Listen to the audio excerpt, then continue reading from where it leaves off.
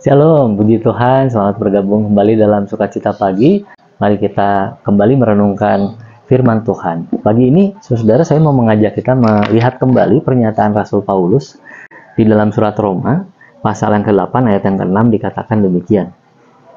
Karena keinginan daging adalah maut, tetapi keinginan roh adalah hidup dan damai sejahtera. Itu kalimat yang menarik ya. Hidup dan damai sejahtera. Saudara, memang pada dasarnya pikiran kita itu adalah arena pertempuran antara yang dua hal ini tadi ya. Ada roh dan keinginan daging. Ada banyak keinginan daging yang menyelinap begitu ke dalam pemikiran kita. Kita sendiri mungkin tidak sadar bahwa itu adalah keinginan daging misalnya. Tetapi itulah yang dipakai oleh si jahat untuk mengelabui kita supaya kita menjauh dari hidup dan damai sejahtera, supaya kita menjauh dari pimpinan roh. Nah, karena roh, saudara, ini kita bicara sebagai orang-orang yang sudah beriman kepada Yesus Kristus. Karena roh ada di dalam kita, Roh Kudus ada di dalam diri kita, maka Allah juga sebetulnya menyisipkan berbagai hal di dalam pemikiran kita melalui roh itu. Dia berkata-kata di dalam roh kita, di dalam diri kita, dan dia menyatakan keinginan-keinginan Allah juga. Sehingga seringkali kita kesulitan untuk membedakan apakah ini keinginan kita, apakah ini keinginan Tuhan, apakah ini keinginan daging, ataukah ini adalah satu cara supaya Tuhan membuat kita tidak melampaui apa yang dia inginkan. Jadi seperti ada dilema-dilema gitu yang kita sering hadapi sehari-hari. Tentu saja kita kemudian bertanya bagaimana cara membedakannya. Seperti ayat tadi dinyatakan, atau saudara kalau membaca lebih lanjut di perikop ini, saudara kita melihat bahwa keinginan daging selalu berujung pada maut. Tetapi keinginan roh adalah damai, sejahtera, dan juga hidup. Hidup dan damai sejahtera.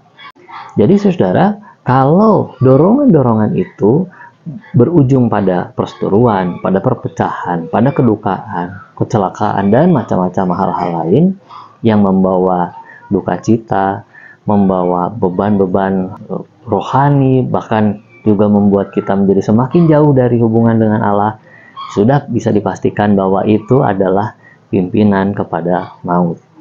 Itu adalah dorongan dari kedagingan. Sebab sekali lagi keinginan daging adalah berseteru melawan Allah. Dia berupaya untuk menggiring kita tidak sejalan dengan pimpinan Roh Kudus. Nah memang saudara, bukan berarti setelah kita tidak mengikuti itu lalu kita ada di posisi yang cukup aman. Tapi konfirmasinya ada di kata damai sejahtera itu. Ketika kita melakukan hal-hal yang benar, kita diberi atau mendapat damai sejahtera dalam hati. Memang seperti apa ya damai sejahtera itu? Ini memang kata yang sulit diterjemahkan juga. Tetapi saudara, kita bisa yakin bahwa roh yang memberi damai sejahtera itu, roh Allah maksudnya yang memberi damai sejahtera, itu membuat kita, saudara, yang merasakan ketika kita melakukan hal yang benar, ada damai sejahtera, ada sukacita yang tidak terkatakan yang tiba-tiba ada di dalam hati. Bagaimana? Kenapa bisa terjadi seperti itu ya? Tentu saja karena kita tidak mengikuti keinginan daging, kita melakukan apa yang Tuhan kehendaki, dan damai sejahteranya diberikan di dalam hati kita.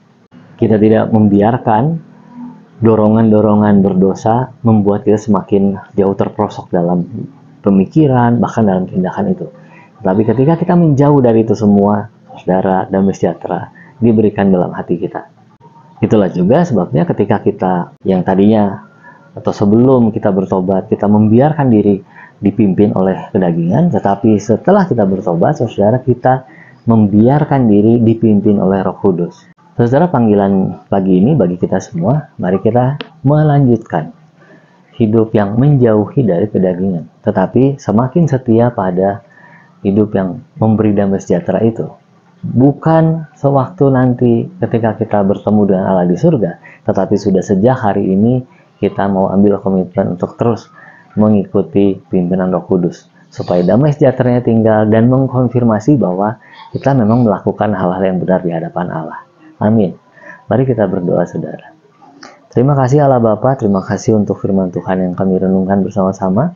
Kami terus rindu bahwa kami menjauh dari keinginan-keinginan daging dan tidak membiarkan diri dipimpin olehnya, tetapi biarlah kami terus senantiasa dipimpin oleh Roh Kudus dan memberikan diri kami dipimpin oleh Roh Kudus saja. Terpujilah nama-Mu dalam kehidupan kami Bapa di surga. Dalam nama Yesus Kristus kami mau berdoa dan bersyukur. Amin. Selamat beraktivitas saudara-saudara. Damai sejahtera dari Tuhan Yesus Kristus menyertai.